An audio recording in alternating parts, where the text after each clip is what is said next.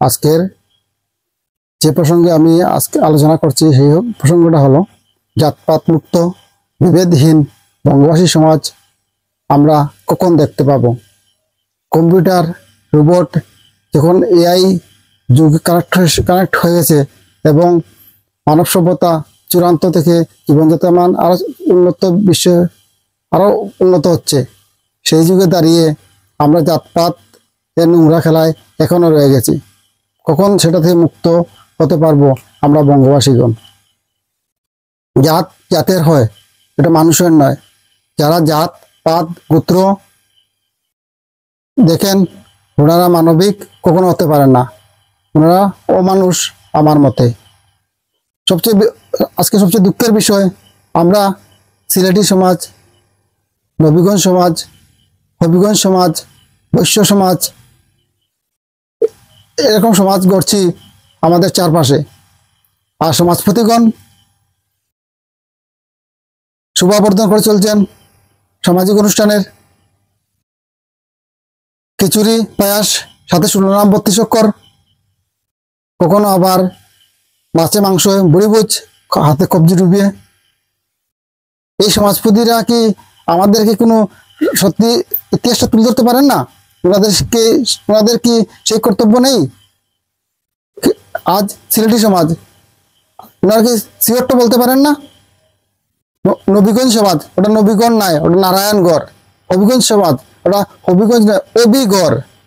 এই প্রকৃত সত্যটা তুলে ধরতে পারেন না? ওনারা তুলে ধরতে পারেন না আমরা কিভাবে বৃহত্তর ত্রিপুরা রাজ্য, আজ বৃহত্তর ত্রিপুরা দেশ ছিল যেটা আজ ক্ষুদ্র রাজ্য হয়েছে। ওরা বলতে পারেন না বঙ্গভূমি আজ কিভাবে বাংলাদেশ হলো। ওনারা সেটা তুলে ধরতে পারেন না সাধারণ মানুষের সামনে। ওনারা কি বলতে পারেন না আজ ইসলামিক গণপ্রজাতন্ত্রী বাংলাদেশ কিভাবে হলো, হিন্দু ভূমি, যেখানে ঢাকেশ্বরী মন্দির আজও বিদ্যমান। আমরা কেন এইসব বিষয়ে আমাদের নিজের প্রতিরোধ করে তুলতে পারছি না? কেন আমাদের 14 পুরুষের বিটে উদ্ধার করতে পারছি না? উদ্ধার তো করার প্রয়াস করছি না, আলোচনাও করছি না। উল্টা বিপরীতে আমরা ত্রিপুরার কোনো একটা কোনায়, কোনো পার্বত্য জায়গার এমনিতে ত্রিপুরা ক্ষুদ্রতর এরিয়া, তার মধ্যে আবার কোনো একটা জায়গাতে গিয়ে আমরা বসে এইরকম বিভিন্ন নাম দিয়ে আমরা আমাদের সভাপতি নির্বাচন করে চলছি। এই সভাপতিকে শুনেছি আবার 100 বছরের পুরাতন সমাজ কোনটা। আবার আমি 1997-1998 দেখেছি খানজনপুরে বিভীষিক ঘটনাগুলি। দুষ্কৃতীরা যখন বঙ্গবাসী হিন্দুগণ আক্রান্ত হয়েছিলেন, গাড়ি বুঝাই করে করে কাঞ্চিপুর থেকে মানুষ আসছিল পানিসাগরের দিকে। সমাজপতিগণ তখন ওনারা কি ভূমিকা পালন করলেন? আমরা তো আমার বয়স মাত্র 16-17 বছর ছিল। আমরা 10-15 জনের, খুব সম্ভবত 13 জন 14 জন ছিলাম, প্রতিরোধের জন্য চেষ্টা করেছিলাম, কিন্তু পুলিশ আমাদের অনভঙ্গ দেয়। আজকে সমাজপতিদের কাছে আমার বিশেষ আবেদন করছি এই ভিডিও বার্তার মাধ্যমে, প্লিজ আপনারা সত্য ইতিহাসটা তুলে ধরুন। কেন আজ আপনারা সিলেটি সমাজ গড়বেন? কেন আপনারা সিগরটা লিখছেন না? কি কারণে আপনি বলবেন হবিগঞ্জ, নবীগঞ্জ? সত্য নামগুলো তো বলতে পারেন না আপনারা? সেটা কি আপনাদের কর্তব্যের মধ্যে পড়ে না? আজকে আমি আবার এই প্রসঙ্গটাই তুলব। আমি এর আগের ভিডিওগুলোতে অনেকবার বলেছি, আমরা কি কারণে বাংলাদেশ থেকে, পূর্ব পাকিস্তান থেকে দেশান্তরিত হতে হয়েছিল আমাদের 14 পুরুষের বিটে, আজ আমাদের হাতে নেই কেন? ওখানে কি সে অভাব ছিল? আমাদের পুকুরে মাছ সব শেষ হয়ে গেছিল, জমিতে চাষবাস হচ্ছিল না, গড়গুলো সব ভেঙে ভেঙে এমনিতেই পড়ে গেছিল, যেখানে আমরা সেখান থেকে আসতে হলো। আজ আমরা কেন আমাদের আজ 50-60 বছর 70 বছর অতিক্রান্ত হওয়ার পরও আমরা ওই জায়গাটা উদ্ধার করতে পারছি না? আমরা কখন আমরা আমরা সেই আমাদের শুদ্ধ বসে ভিটা আবার ফিরে পাবো? তার জন্য কি আমরা কোনো পরিকল্পনা নিচ্ছি? কম কম পক্ষে আমাদের পরবর্তী যারা প্রজন্ম আছে ওদের সামনে কি আমরা সেই তথ্যগুলো তুলে ধরছি?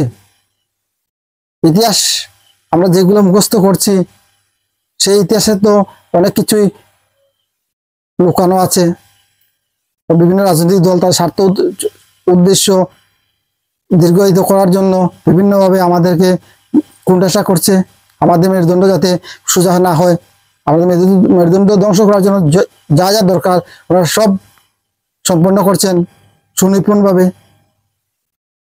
কিন্তু আমরা আমাদের ব্যক্তিগত উদ্যোগে আমাদের যে সামাজিক অনুষ্ঠান আমাদের যেগুলো আছে, আমরা যে আমাদের যে সামাজিক অনুষ্ঠান ওইসব অনুষ্ঠানের মাধ্যমে তো আমরা কমপক্ষে এই ঘটনাগুলি আমাদের পরবর্তী প্রজন্মের সামনে তুলে ধরতে পারি।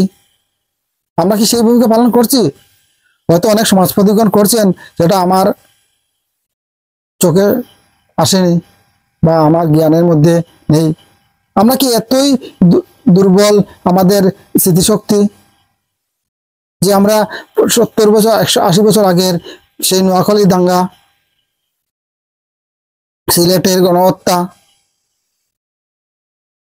ঢাকেশ্বরীর মন্দিরের লুটপাট, বিক্রমপুরের দখল, মনে করলাম ওগুলো 70 বছর হয়ে গেছে, ভুলে গেছি, না ভুলের বাহানা করছি, না ভুলার চেষ্টা করছি, মানে দেখাচ্ছি আমরা ভুলার বান করে আসছি সবাই। আমরা এখনো আমাদের সময় আছে। আমরা যদি আমাদের হিত গৌরব উদ্ধার করতে চাই, আমাদেরকে আবার সেই বঙ্গমাতার বঙ্গভাষার চর্চা আলোচনা নিজেদের মধ্যে সমাজপতিগণ বিশেষ দায়িত্ব নিয়ে করতে হবে। তখনই আমরা আমাদের হিত গৌরব আমরা যে বীরের জাতি সেটা প্রমাণ হবে। আমাদের বিজয় সেন রাজার, মহারাজ প্রতাপাদিত্য, যারা অসীম